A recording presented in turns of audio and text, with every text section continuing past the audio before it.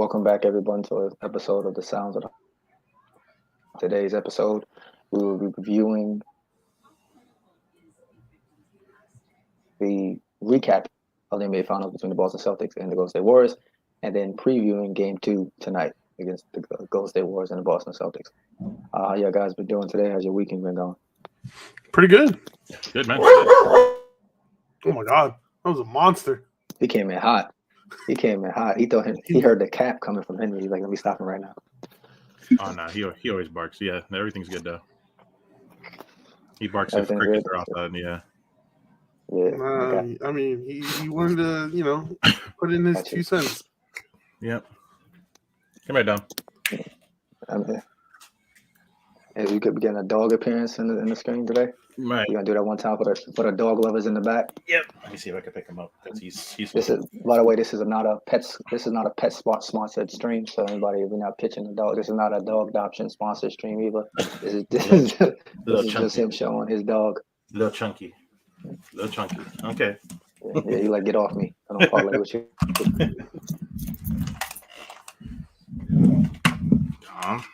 Yeah, that bark was like, you better stop with those Knicks takes. It happens, bro.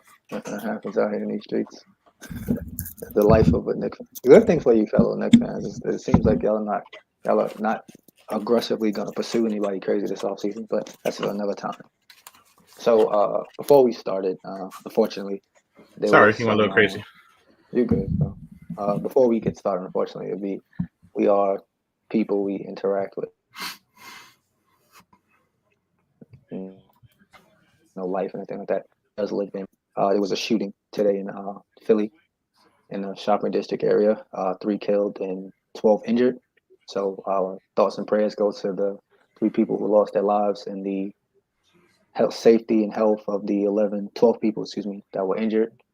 I don't really know what everybody's feelings are, and not necessarily the group, but family and friends are with gun control. But we keep having these shootings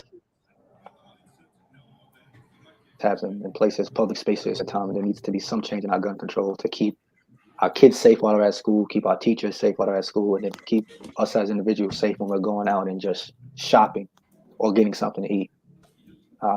Because nobody wants an environment where we have curfews in place or in heightened presence of police officers to try to deal with the potential threat of another shooting happening. Nobody wants to live like you're under control everywhere you go because of that fear.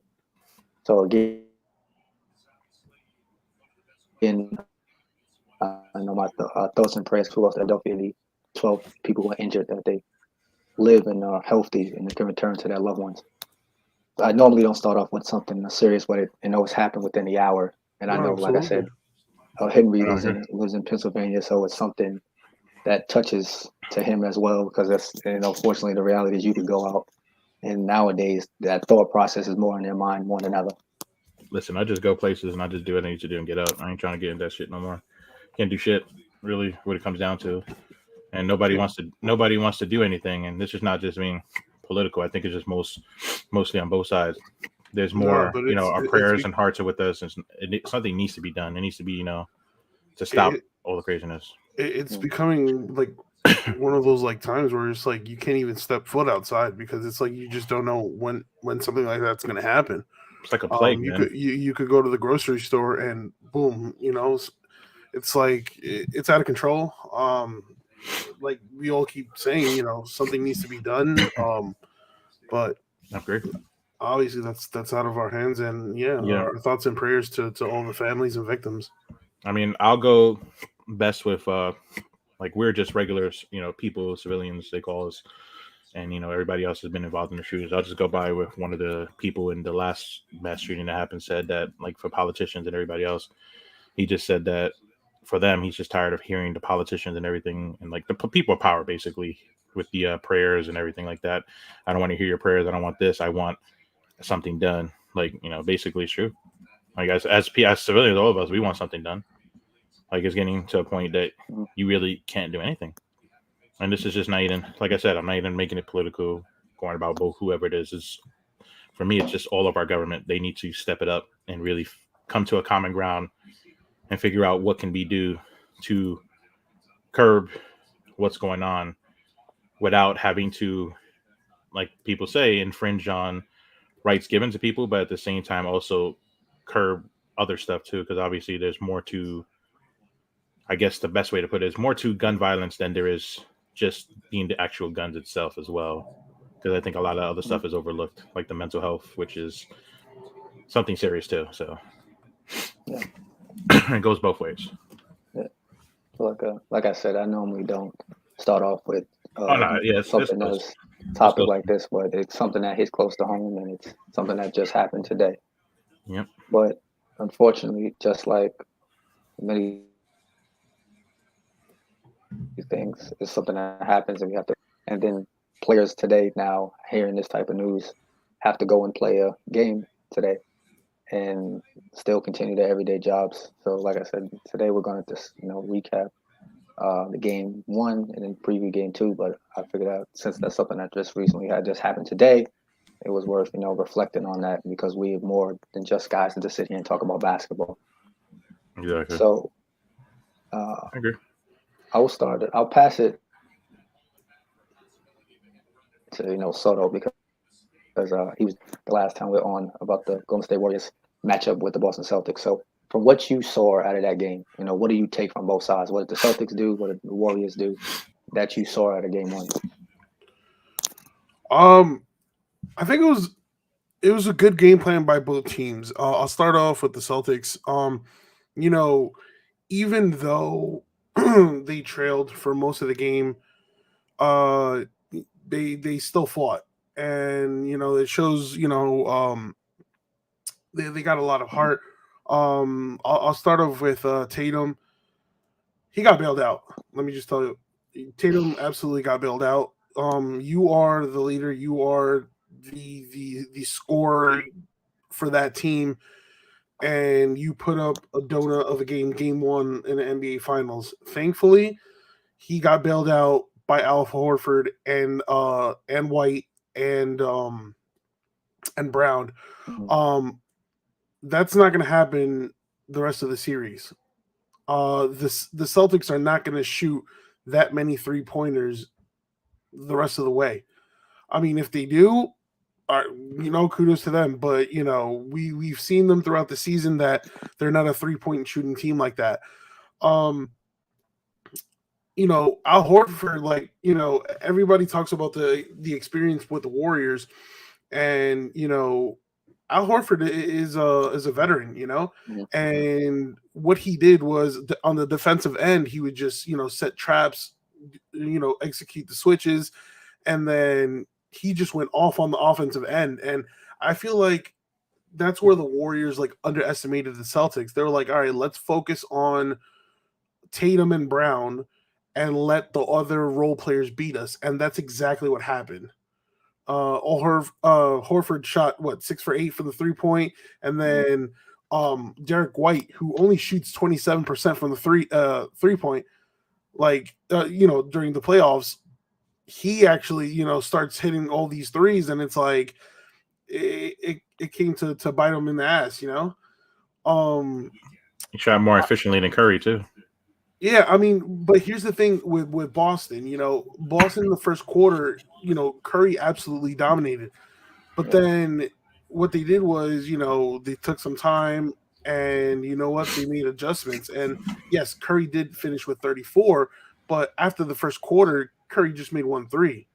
So they stopped, their leading scorer, and Curry didn't much have supporting help. Poole was nowhere to be found. Draymond is not known for a scorer, but when Draymond is out here taking 12, 13 shots, missing 10 of it, if I'm the Celtics, that's a win. Klay Thompson, hit a couple of shots, but the supporting cast wasn't there for Curry. To start the third, Ant was like, "Oh yeah, we lost and whatnot." I'm like, listen. The Warriors are known for their big third quarters, but the Celtics are known from coming back in the fourth, and that's exactly what happened. And that starts with Jaylen Brown. He was the one who started the spark. He was the one who led this. What was it, like a 21-0 run or 24-0? Yeah. Yeah. So At one point, they outscored it was like 41-13. yeah, it was bad. And you know what? Like the Celtics, believe it or not, they beat the Warriors at their own game. They just could not miss in the fourth quarter. The Warriors, I feel like the Warriors got too comfortable because they let the Celtics hang around. It was always like a 10-point lead, then 8, but they couldn't like just put them away. And the Celtics in the fourth, once they started going on that run, they just smelled blood. Yeah. They smelled blood, and everything just went their way. Absolutely everything. I've never seen a performance like that in an NBA Finals, where you're winning the fourth quarter 40-16, and that's key because you take game one. I in the last episode we talked with Ant, and I was like, listen, I had the Warriors in 6. I was like, if the Celtics take game one, it's going to be a very, very interesting series. Now, if the Warriors, would have taken game one, I was like, all right, wrap this up in like 5 or 6. But with this epic comeback, it's like, all right, well, will Boston have that same performance? I don't know. Yeah. I got to see game 2 because the Warriors are going to come out swinging game 2. In what way? I have no idea because, they have to make certain adjustments. And now that Boston made certain adjustments on how to guard Curry. So, I'm excited for game 2. But, I have the Warriors winning game 2. So.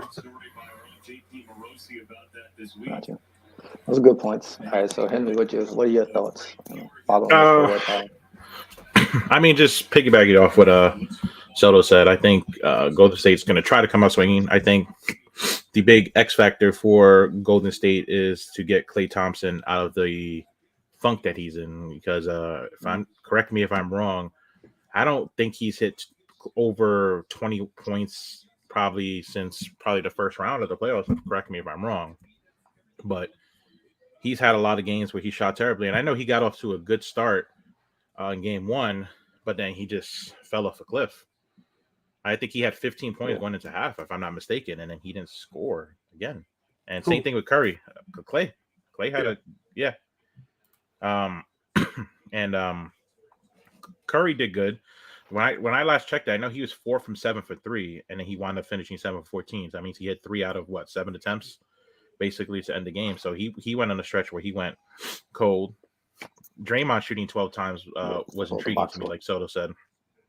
Just looking at the box score, Draymond shooting 12 times is a lot. I don't really ever see Draymond shoot like that. So that was pretty interesting, which I know that's not Draymond's game. I know obviously Wiggins is having a good year. Him dropping 20 was pretty good. And Looney's been sort of an underrated piece for the Warriors, so I think he could sort of be another difference maker too if he gets. Well, yeah, Looney will give him second chance points on the offensive board. Well, not only that, just his passing has been great too. Like he's actually shown that he's a capable passer.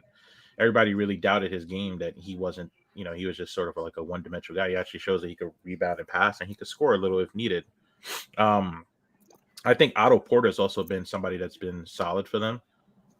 Obviously, that was a really good pickup for them. Everybody was scratching their head in the beginning of the season, like, why would they pick him up? He's played tremendously well in the playoffs and just in general for them. Yeah, he's a 3-and-D guy. He gave him a little spark off the bench. Yeah, and so did Iggy.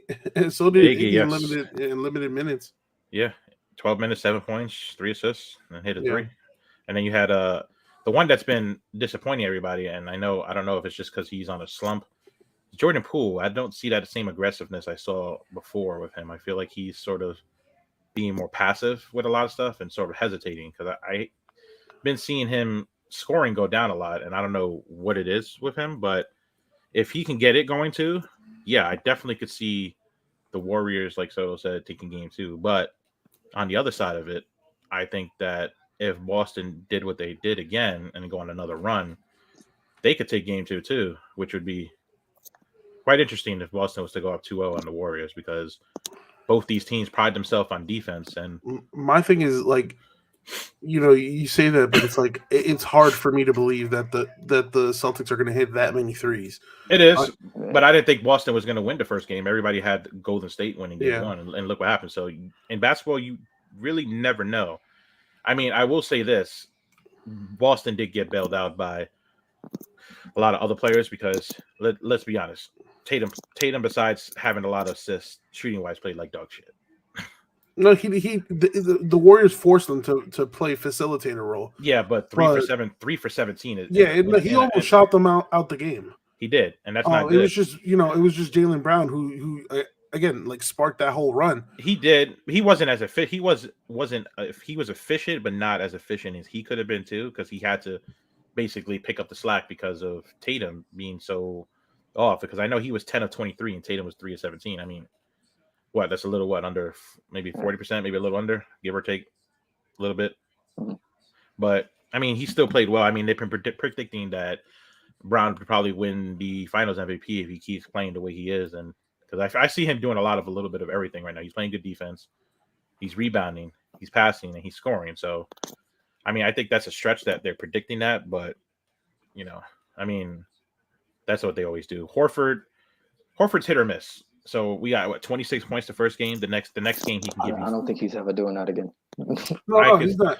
The only reason why he has one game like that, and he can do 5. Now he's had this great game is because, again, he's motivated, and this is his first finals. And you know what? For most of the game, he was wide open on that corner shot. I don't know why. I mean, that's his bread and butter. He's the second best scorer on the corner shots in the league, behind PJ Tucker. His efficiency, shoots over 50%. That's it. Not only that, he shot Grant Williams. Yes. Yeah, he shot, and he had a great game. Horford, his rebound numbers were a little bit lower than usual, but still had 6. But he was 9 of 12, and he was 6 of 8 from 3. Like, when do you ever see Al Horford go 6? I mean, you're right. So he had a game. I mean, will he happen again? Probably not. It could. Don't get me wrong. It's basketball. Anything happens, but statistics prove that he always comes back down to earth the next game. I mean, he's old, man. He used all them legs in one game. I mean, I'm not big on statistics. It's just that, when you roll the tape in the first game, it's just like they left them open. Well, yeah, of course. The whole game in the corner, and it's like, all right, beat us they did it to and they did. They did it to Smart too, though. Look at Smart. Smart was 4 of 7 from 3, and a 7 from the field. He was efficient. Yeah, Smart when he's off, he's off. When he's hot, he's hot. And there was one game that he was on. And then Rob Williams has been a little bit of that sort of. He's been a little bit. Time Lord's been a little inconsistent here and there. He has these games where he's a monster, and he has these games where he turns into Mitchell Robinson. Unfortunately, I got to throw that out there because the inconsistencies. Yes, I threw Mitchell Robinson out there because he's a guy that he'll grab you 15 boards one game and then grab 1 board or 2 boards the next game. I've seen it so many times this year. But yes, Rob Williams. Mitchell is somewhere living his best life. He ain't signed up to get slandered today. He didn't know that was going to happen. The Knicks ain't even in the playoffs. He's living his best life. I'm talking about inconsistency when it comes to rebounding numbers. You're a guy that's tall and you're known for rebounding. You got to get more than 1 or 2 boards. And then you have your games where you get 6 boards, 8 boards. Then he has the games where a couple game stretch where he'll get 1 or 2 boards. Like, you can't do that in the playoffs. You got to have that consistency across the board where you got to be that rock for your team. If you're known for rebounds, get up there and grab the rebounds. You can't be getting 1 rebound. Well, all I know is a lot of people are switching up real quick because the Celtics won. And it's like, it's crazy to think because it's like, the Warriors dominated for 3 quarters. I'm going to say for 3.5. That's what I'm saying. Basketball's a game of runs. If you get one big run, it's over. Boston goes on this 40-16 run, and already people, think that will determine the rest of the series. No, I know that. I just said that if they go up 2-0, it's going to be an interesting scenario. If they go 2-0, it is going to be interesting, but I wouldn't count the Warriors just out yet because the Celtics, they play better on the road. They are dog shit, in your words, at home. Shout out to Ant for that. But and one more thing before Keem, you move on. Shout out to Soto's ex boy Derek White for being that spark plug for Boston. He's been playing elite. I'm gonna say that man's been shooting and doing a little everything. I think don't do that to him. He's gonna be upset he's not at the Spurs. Why you do that? Yeah, no, I think he's Soto didn't want them to get rid of that. He's getting comfortable in that 6-man role. He's getting really comfortable. But will they repeat this, 3-point barrage that they did in game 1? That's hard. It's highly unlikely. It's hard. Well, like you said, Derek White is not really known as a 3-point shooter, so it might have been sort of like a thing where he got hot. I could compare it to Jalen Brunson. Everybody says he's not really like an elite 3-point shooter. He had a game in what was it, last round where he hit 6 or 7 threes. Horford is not a 3-point shooter. We know he can make threes, but he's a good 3-point shooter. He's a good 3-point shooter. He could give you 1 or 2 a game, but to shoot 6 for 8, Same thing with another one, Marcus Smart, 4 for 7. We know he could hit at least. We know he could hit 1 or 2 a game, but he's 3-point shooter.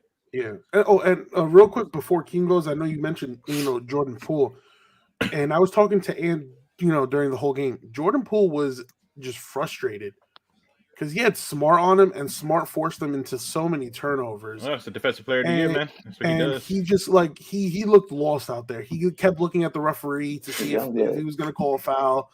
It's clear that Smart got into his head, but you can say that the Celtics role players for that quarter outplayed the Warriors. But I'll counter you with that, though. You're right. Probably Marcus Smart did get in his head. But what about last round Poole, too? Because Poole wasn't doing anything last round either. And he didn't really No. Well, I mean, Poole was injured.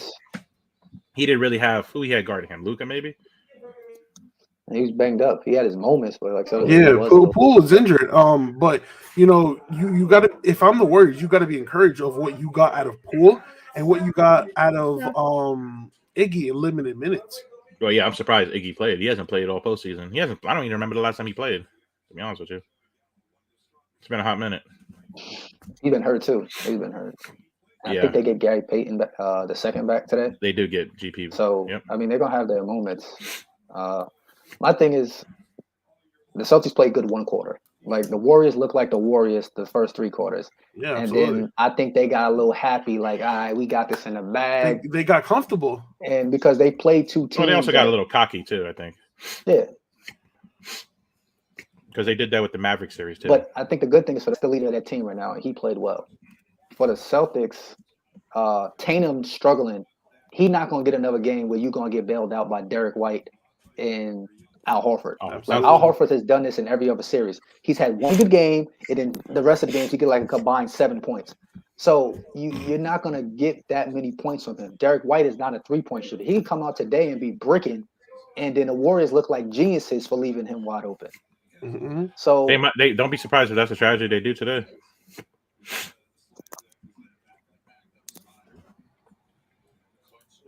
It's possible.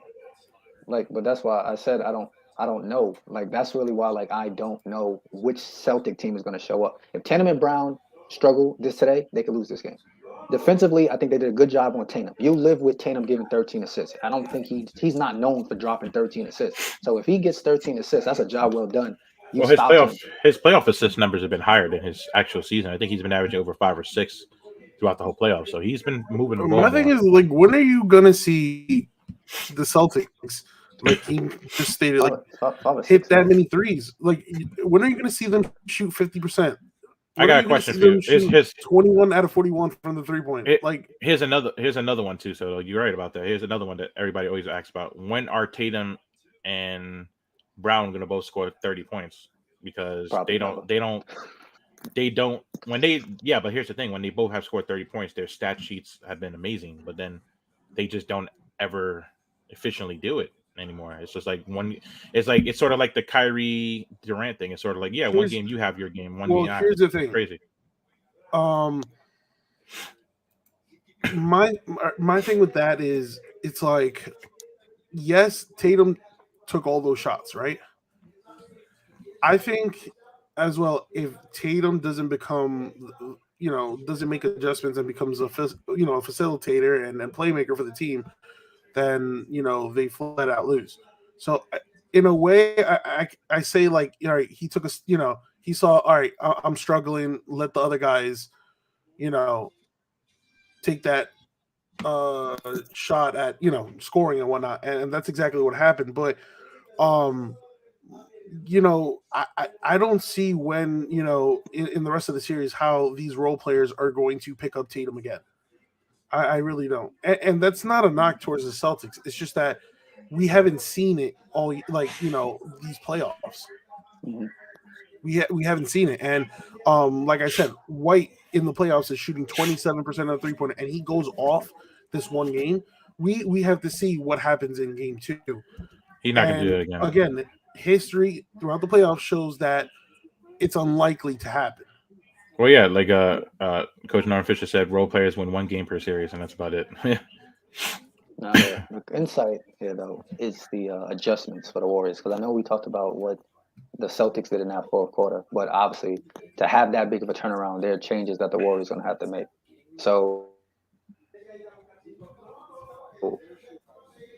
what would be the best way?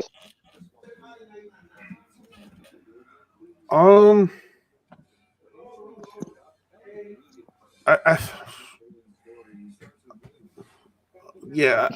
would say go to Henry first while I think about this one. All right, go ahead. Wow. Shit, put me on spot. I was doing the same shit. I was thinking the same thing. Look, man, shit. You got all right, King, why don't you go? I can't. I don't even know either. I'm thinking about it. I was thinking about it too. I couldn't. Okay. I say do what they did the first 3 quarters, which is take smart shots, take care of the ball, and number one, they got to stop leaving those 3-point shooters wide open. It comes to a point where they, like I said, they look like the Milwaukee Bucks. It's like, okay, we're gonna watch them keep making it, and then we're just gonna still watch them make it. When they're making it, you gotta go guard them. Run Williams, run Horford, run White off the 3-point line. Make them have to be playmakers. Make Smart not give up open threes the whole game. Yeah, I mean, I think so. I think you're right with that. I think you're touching on that. My thing is like, yes, the same strategy. I'm going to piggyback. I'm going to cheat off of Keem. Yes, it's the same way they played defense the first 3 quarters. But it kind of seems like Steve Kerr is kind of using the same defensive strategy he used during the Maverick series, which was let's focus in on Luka. In this case, they're focusing on Tatum and let the role players beat us, which kind of it didn't work that way up until the fourth quarter. But I just say like tightening the defense. I mean, it's a good defensive strategy because Tatum was a non-factor in the first game, other than just being a playmaker, but scoring wise, he was not a factor at all. So I say you can definitely run that back. It's just that don't leave, kind of tightening the defense. And not be too don't get too comfortable when you have a 10-point lead, because obviously 10-point lead could dissolve in like 2 seconds, which exactly what happened.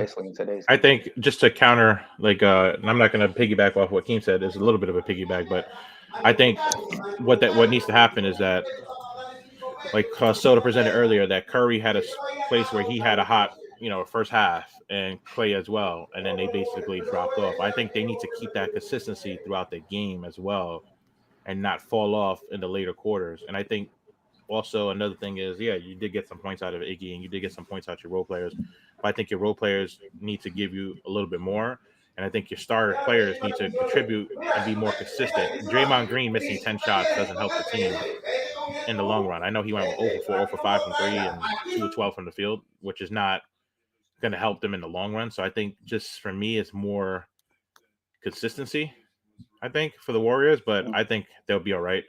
And just to add one thing, I'm not Coach Norm Fisher said I'm not drinking the green Kool-Aid, which is hilarious. The green Kool-Aid. No, I mean, a lot of people already switched up because of that one quarter. They don't got the Gatorade. They got the Gatorade. I'm still saying Warriors in 6. But a lot of people, I went to 7-Eleven and then, oh, you saw the Celtics? You see, and I'm like, bro, it was just one quarter. Like, Yeah.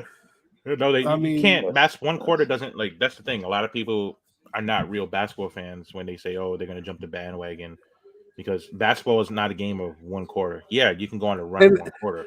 and here's the thing. He wasn't talking about how what adjustments the Warriors are gonna do against the Celtics.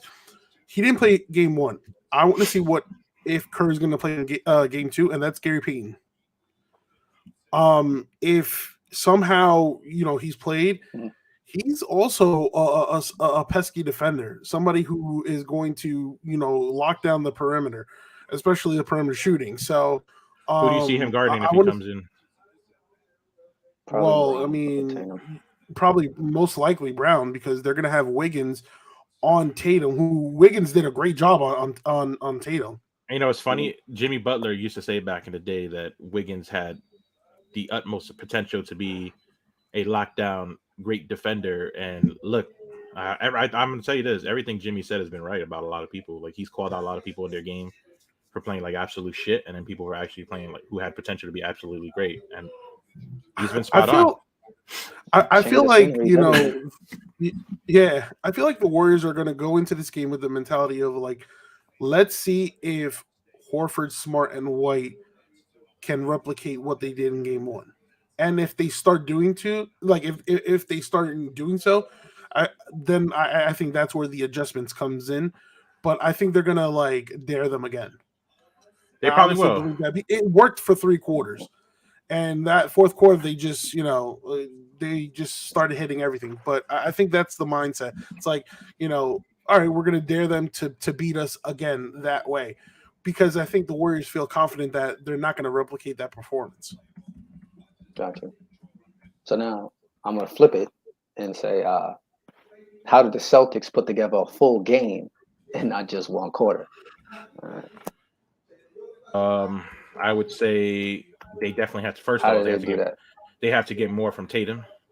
Obviously, that's number one because going 3 for 17 hurts them. Number two, that if they're shooting like dog shit, they need to try to find other ways to help the team, but not only rely on the role players. I think they have to be able to score too. So I think the role players have to sort of step up their playmaking and being able to set up the guys that are having a hard time getting open. So if Tatum is struggling to get his shot, which he did last game, and Brown struggles, let's say this game, for instance, those role players have to become facilitators and sort of help them get them set up and get their star players moving. Because once you get your star players moving, you can get everybody else moving. So I think for Boston to do that, obviously, like they said, we went on the 40-16 run because of their role players. I think their star players have to get it going early too, and not only rely on the role players helping them get that run. So I think that's what needs to happen. For me, it's the Celtics. Those supporting cast, they need to replicate what they did game one, which again I don't think so. But I think they just need to focus more on Curry and what they did second half of game one. So the Warriors, especially Curry, took advantage because in the first half, which is in the first quarter, he had like 21.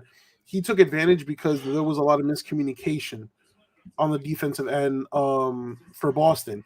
So he went on that tear in that first quarter, and there was numerous like defensive lapses for the Celtics, which is why Curry was left open like majority of the shots. He made some tough shots, but majority of them were open. Um, Right.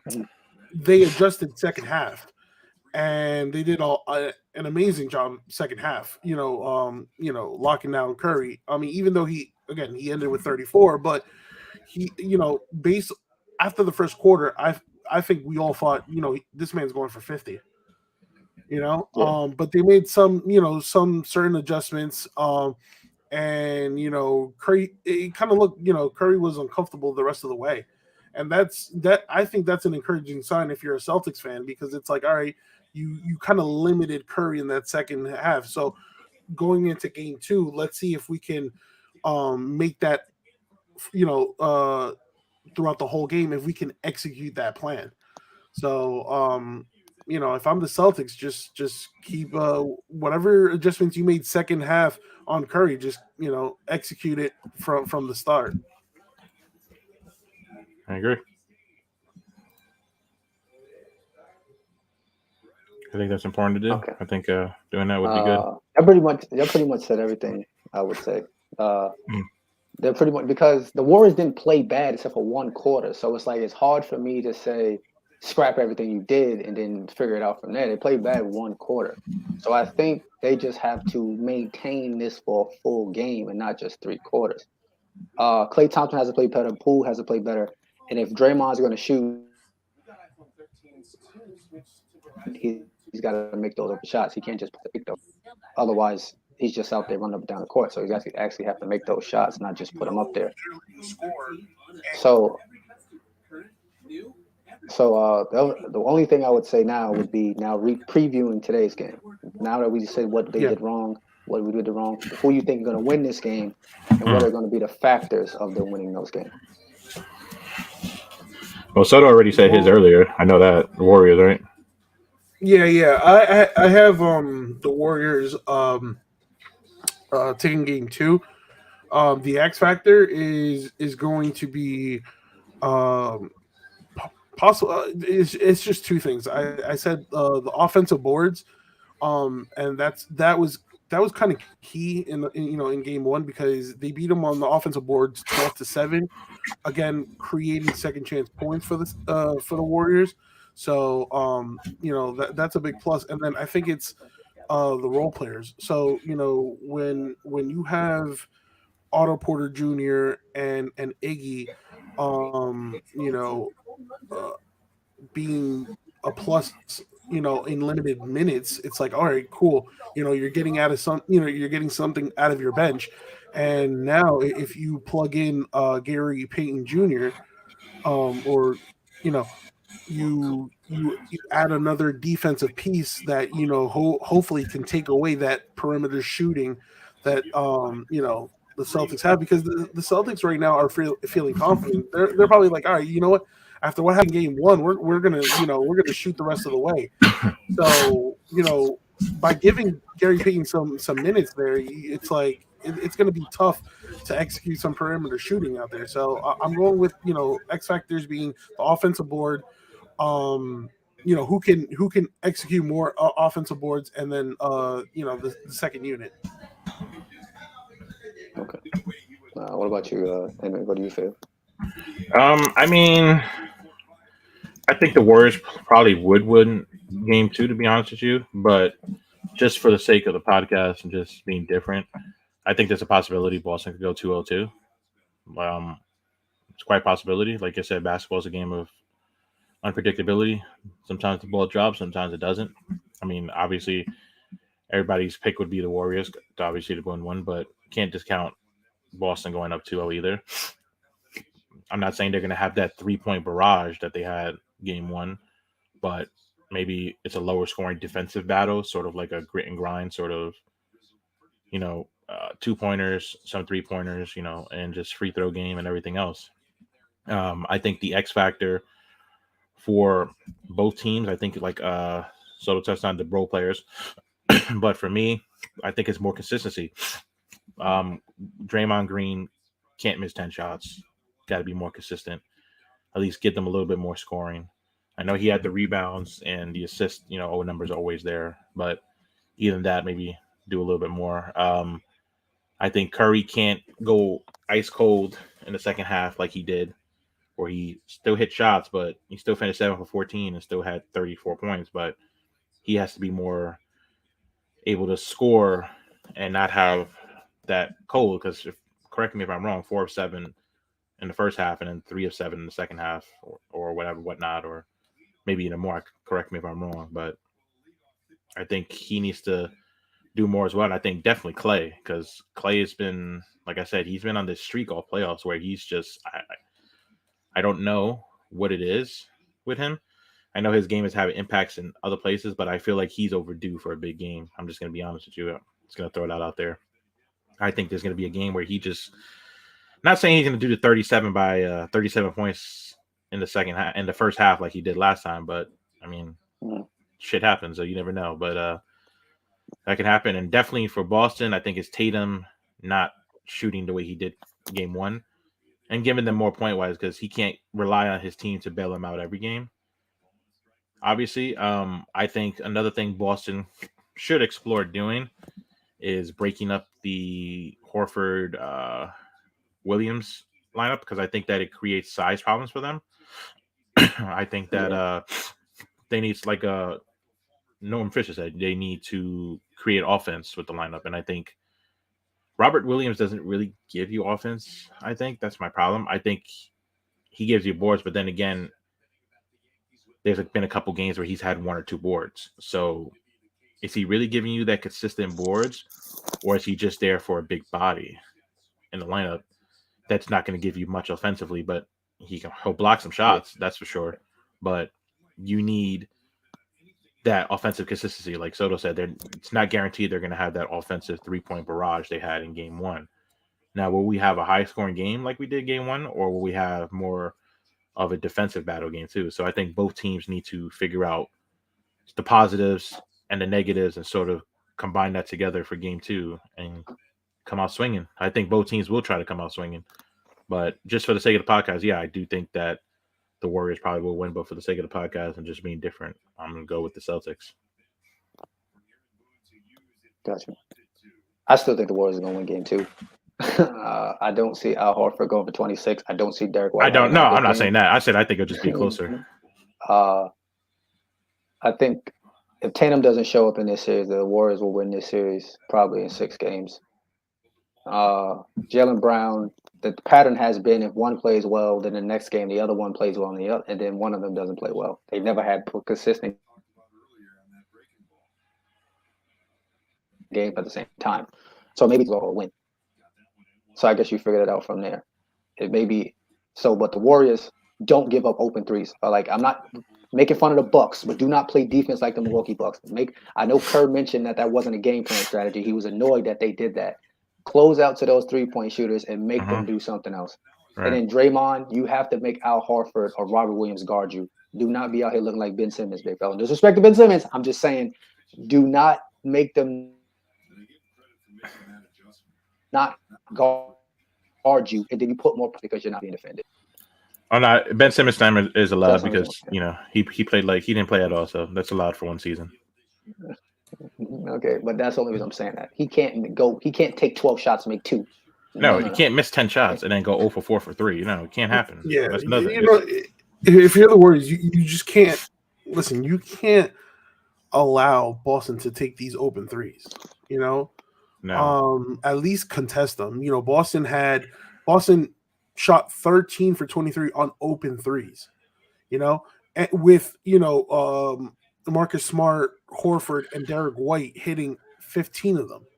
Yeah. And the majority of them was because, they were wide open. You can't just say, all right, we're going to let them beat us, and leave them wide open. You have to at least contest them, because sooner or later they're going to start knocking them down, which they did, Another thing too is I don't think that's going to happen game 2. I refuse to believe that. If it happens, then, that's on the Warriors, but I really don't believe.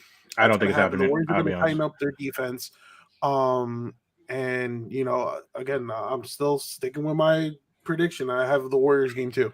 I think Boston will tighten up their defense too. I think it's going to be a close game, like it was last time.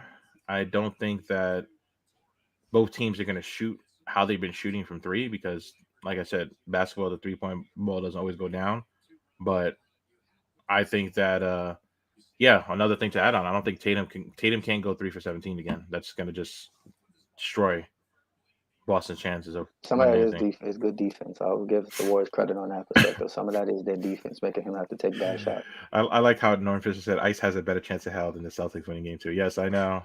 I picked them just to be different. I'm not actually 100% confident in that pick. I just picked it just for the sake of the podcast and not to be the same as everybody else. I picked Boston winning game 2, but realistically, no. I think Golden State will win. I know Ant probably rooting for Boston to win second game and probably third game. He is rooting for Boston to win. I'm about to say Probably. he's a Celtic fan. Absolutely, Yeah, he wants he that to picked the happen. Celtics in 6. Oh, damn, he tripping. Exactly. Big tripping. 6 games? Big tripping. Shit, look, I'll be honest with you. Being a Knicks fan, if the Knicks were in there, I'd probably think the Knicks would get one game. I'm just being realistic. You had to have the Knicks in this conversation. No, I'm being realistic. I'm a realistic person. Like, I don't think the Celtics would win it in 6. Wait, you said I think the Warriors would flat out beat the Knicks 4-0. Well, So the why Knicks are we win a talking about the game? Knicks? The Knicks wouldn't even make the playoffs. Listen, hold on. No, I'm talking about Who are they gonna have to beat to get to the finals? If they had a first of good all? team, if they had, Who are they beating? Orlando? No, I'm saying if they had a good team and they made it, I'm saying they would win one game because I'm gonna go by what Norm Fisher said. Role players win one game for series for everybody, so it's not gonna ever be a 4-0. But what I'm trying to say is that I'm just saying the truth. Hypothetically speaking, if let's I know this series is going to 7. This series is going to 7 games. It's not going to 6 games. Let's Not even going entertain 5 Henry. games. If the Knicks somehow, you got that, so I'm utterly speechless right now. You got that one. made the NBA Finals against the Warriors are beating them 4-0. It actually happened in '99. The 8 seed Knicks went to the playoffs, so don't doubt. Yeah, they got swept too. No, they didn't. They won one game. They won one game. All right. Okay. Role players won one game for them. So, like you said, it's a true fact. Role players. But look, what I'm trying to say is Boston is not winning in 6 games like Ant wants them to. It's going 7 games, and the series is going to go to Golden State. I just think that realistically, I'm honestly waiting for a comment from Coach Norman Fisher to be honest. They have the better team. He's not going to comment. He's a Knicks fan. He's a Knicks fan. He's not going to say bad. I'm stuck. My brain hurts right now. I don't even know what to. So, do y'all really think Boston's winning 6 games? No cap. No, I don't. No. I said last week if Boston were to win this series, it would be in 7 games.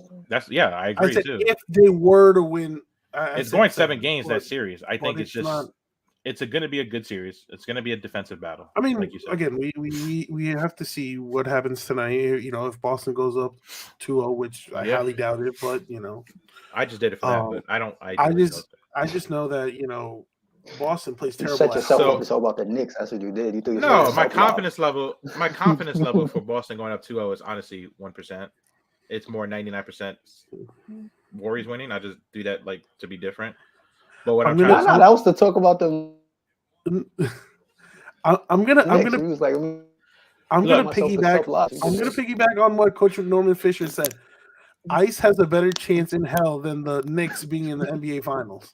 No, he said that. He said the Celtics. Don't say the Knicks. No, I just twisted it. He adjusted it for that one. No, but what I'm trying to say is that year that I know was 99. I know it was a long time ago. I was young too, but that year they were talking hella shit saying the Knicks were going to win in Game 6, which didn't happen. Obviously, they lost 4-1. But what I'm trying to say is, that based on what Norm Fisher said too, is that who did they lose to? I know who they lost to, you bastard.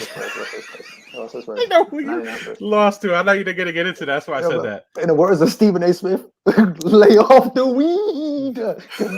No way. He says Celtics need to win games 3 and 4 to win the series. I mean, given statistically speaking, games 3 and 4 are probably the most important games in any series. So they basically given what's the statistics for it? 70% of the time, 80. It's a high 70s. Right. If you win game 3 or 4. Which as we know, games 3 and 4 are going to be in Boston. But I'm going to go back to what Ant said. When in the last series against the Heat, he was like, Boston needs to defend home court and whatnot. That's the thing. Boston can't defend home court. They really can't. Every time they're up, they get smacked. Isn't that funny though that they play better away than they do at home? That's crazy. But there was a couple of teams that did that this year though. They played better away than at home. The team that did that. Yeah. The Nets was one of those teams, believe it or not. Yeah. Their Spurs were the better team in 1990 if Ewing had not got. Yeah, I mean, I agree, but just to throw back what they said, a lot of times, like Soto said, 1-7-11, people were talking about Boston, and a lot of times people were drinking the Kool-Aid. So B is going to kill me for this. But at that point, Patrick Ewing was washed. Okay, he was that man needed to be in retirement at 99. By the Well, time he had 99 a hit, lot. Patrick Ewing was washed. Like, But bro, when you're a center, your body gets beat up a lot. So I mean, think about it. I'm not disagreeing with you there. I'm not saying I'm as a Knicks fan, I'm not gonna disagree with you. But what I'm trying to say is that when it comes to playoff basketball, a lot of times people get on the bandwagon, like Soto said, and they think, oh, because somebody had one good quarter, they're going to win a series. So everybody's mindset is now the Celtics had one good quarter means Golden State ain't shit, and that's inaccurate as hell to say. And I'm trying to say that happened in '99 with when that and I and with think the Spurs and Knicks. Everybody's like, oh my god, the Knicks won a game, they're going to win the series. No, that Spurs team was elite, and I'm one to say it. I'm not, I'm just telling you the truth. And they are better than that. But I'm comparing it to as being a bandwagon and people jumping to conclusions and saying that's gonna happen. Listen, if the Celtics flat out smacked the Warriors game 1 and people started jumping, I'll be like, all right, I get it, but I don't know why. But I get it. But they, Golden State had one bad quarter. Yeah. They dominated most of the game. They dominated 3 quarters. I mean, that's crazy. And then people are like, "Oh yeah, they're gonna no." Like I said, 1% chance they go up 2-0. Yeah, it's 99% chance they. And in the third quarter, they were up by double digits, and then it would be single digits, and I'm like in my heart, I was like, it kind of seems like the Celtics are hanging on, and I was like, I even told I was like, I'm not liking this for the Warriors' fourth quarter. And then, Brown starts that spark, and I'm like, oh, here we go. And it's not the first time we've seen it because we've seen Boston do it to, I think it was Brooklyn, and we've seen Boston do it to Milwaukee, where in that fourth quarter, they just come back and they steal the game. It's what Boston does in the fourth quarter. So I was like, and I told him, I was like, third quarter is the Warriors, fourth quarter, it kind of seems to be like the Celtics quarter, but listen, all it was just a really bad quarter for the Warriors, especially on both ends, because they only put up 16, and 3 of those was Bielita on dead seconds, so they that reminds me of the Heat series where they had 20, they had 40 points in the first quarter or something like that, or no, first half they both had 40 points. It reminded me of something like that. It's crazy. Yeah. 16 points. That shit was crazy. I was like 16 points, the Warriors? I was like, wait a minute, this can't be real. Yeah. So it's crazy though, but I realistically see the series being tied today 1-1, honestly. But just for the sake of the podcast and being different, I went for Celtics, but I ain't confident on that pick. That's 1%.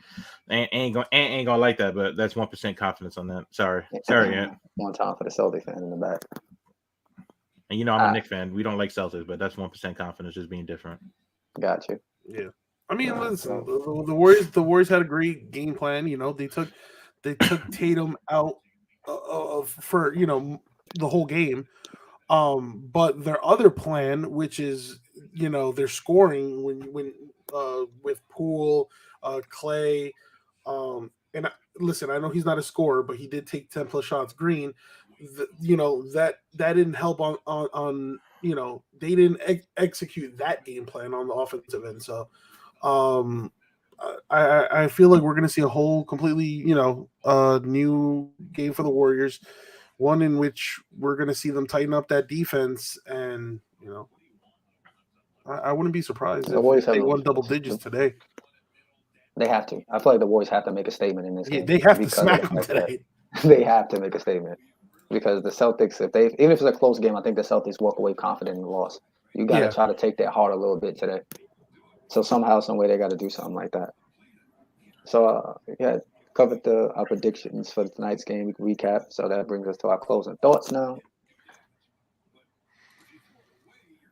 I kind of start thoughts here. I got to speak it now. Go ahead, Soda. I mean, closing thoughts. Let me see. What can I think of? All right. I'm saying that I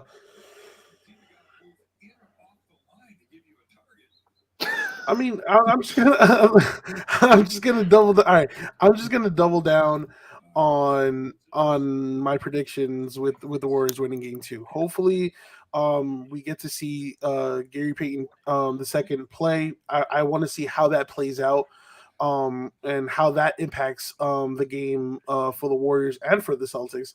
So, also, I feel like with this game, I kind of want to see if Smart keeps applying that, keeps playing those mind games with Curry and Poole, because at some point during the game, Poole was hella frustrated, and so was Curry. So, forcing turnovers, even on back-to-back possessions. So, yeah, again, I really don't have a really, a strong closing thought. I'm just going to double down and say Warriors take Game 2. All right, what about you, Henry? Yeah, I think Warriors take Game 2. I honestly think they wind up taking the series 2 at some point. Like I said, 7 games.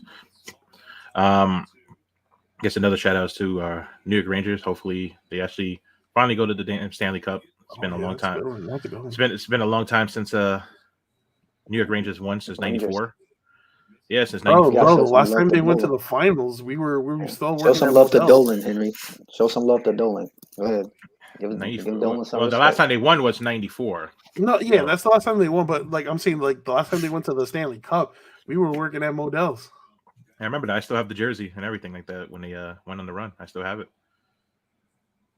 I have it in my closet, hung up in the same spot. I'm not gonna touch it for superstitious purposes. Right. I'm just gonna leave it how it is. No slander him talking about the Knicks. Right? No more you slander him. You got to show him some love, right? He got the Rangers looking nice, and the Knicks is looking nice. Well, one thing I will say, closing thoughts, is some of these trades I've been hearing in the offseason been wild crazy, but it'd be interesting to see a wild trade happen in the offseason in basketball, whether it's a Harden on the move, whether it's a SGA on the move, or any of those other players that they've been talking about on the move. It would be interesting to see how some of these teams would get shaken up. So I'm curious for the NBA offseason. I know we'll probably touch on that at a later time, but I'm curious to see how that works out. And last thoughts is Yankees need to keep slapping every team and win the championship this year. Because now you're a Yankee fan? Well, I've been a Yankee fan. I've been a Yankee fan. You wanted everybody fired. You was like fired Cashman, fired. You wanted everybody gone. I didn't want Cashman fired. I've always liked Cashman because he built those championship teams with Joe Torre and everybody else back in the day. Cashman always built those teams. Look at that face. Look at and no, Soto, it's not Cashman's. It's not. Well, you can't blame Cashman if the owner won't let you spend money. You can't do that. I'm just trying to keep everybody out of the house. Listen, if the owner doesn't let you spend money, it ain't the GM's fault. You got to put it like that. So, I mean, look, we knew Garrett Cole was an ace. I'm surprised that Cortez pitching as well as he did. To be honest with you, I think it's not even Cortez; it's the whole rotation. Well, yeah, the whole rotation has been good, but Cortez has something unique. Think about it; he has different windups, so he keeps hitters guessing. So that's something crafty. I think with Cortez, it's his cutter. That pitch is nasty, and not a lot of batters have figured it out yet. And you know who he worked with that cutter, right? Mariano. Yeah, the GOAT of cutters. And real quick, because I know this is a basketball podcast, but Judge is playing out of his mind. He's working for that contract, so. Bro, 21 home runs, now, 40-something RBIs, yeah, playing good. Right now, the Yankees are the team to beat. Look, bro, we need the New York teams to be successful. No, don't say that in front of B and Justin. Remember, they playing well too. They ain't trying to hear that over there. They ain't trying to hear that. Mets, man, I don't even remember the last time the Mets. I wasn't even born yet the last time the Mets won. I mean, listen, I'm not knocking the Mets. The Mets, all right, whatever, but no, it's the same story with the Mets. That pitching staff is fucking elite for the Mets. If they get healthy. So 1 and 2, shit. I'm gonna be scared to play that. I'm gonna be honest with you. DeGrom and Scherzer, and then you got Bassett is pretty good. but as a Yankee fan, Soto I'm looks happy. unimpressed. Yankee, but as a Yankee fan, we You got to give kudos to the Mets. Whatever, they're in first place. Yay, whatever. But yeah, the way you say it, so nothing like you gotta get kudos to me. Yeah, all right. Say with your chest, Soto. Don't be scared of them.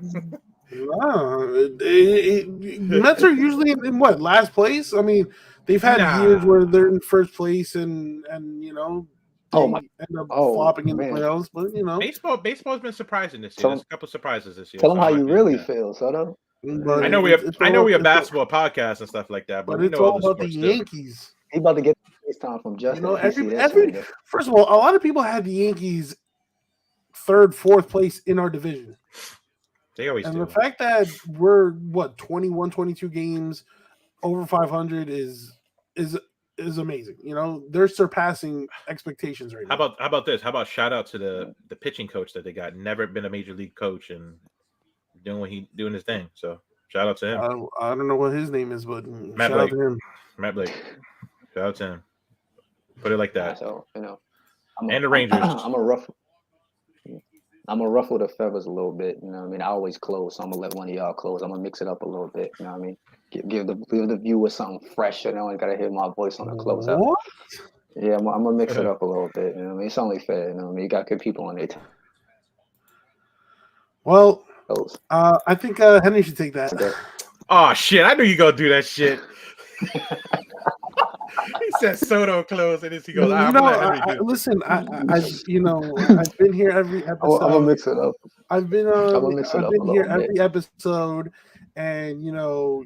Hey, I have an excuse for not being here. You know, I've been here every episode, and you know this. I think this is a perfect opportunity to tell our viewers about what Senpai says really says, and yeah.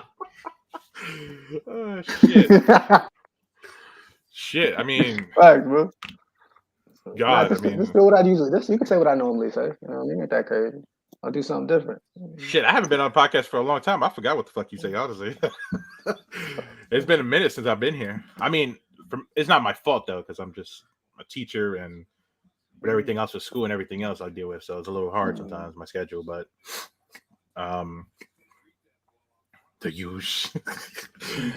huge, like I said, man, I forget what you said. It's been a hot minute. I don't remember. Like I said, I don't even remember the last time I've been here.